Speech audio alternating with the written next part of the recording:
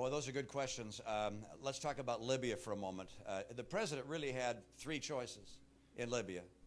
The first choice, I hope he took. I don't know that this has come out, but again, I'll go back to the Teddy Roosevelt, the speak softly, carry a big stick, and that is before we carried out any kinetic military activity, I hope we contacted Gaddafi and said, Mr. Gaddafi, if you attack your people, if you put any aircraft in the air and you attack your own people, we'll come shoot them down. We'll take out your aircraft defense sites, and you'll see the full weight of the United States of America at your doorstep and over your country. We'll put in place a no-fly zone.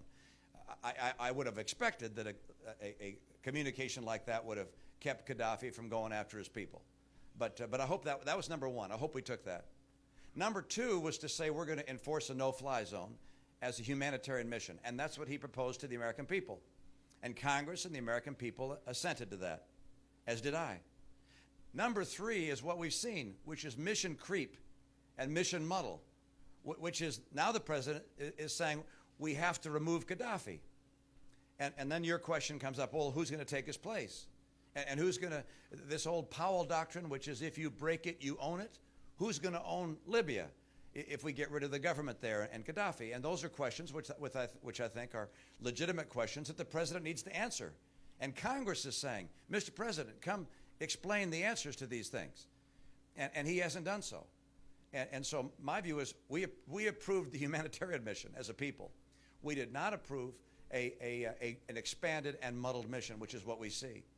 Now, Libya has a population of about 6 million people. Next door is Egypt, with a population of 80 million people.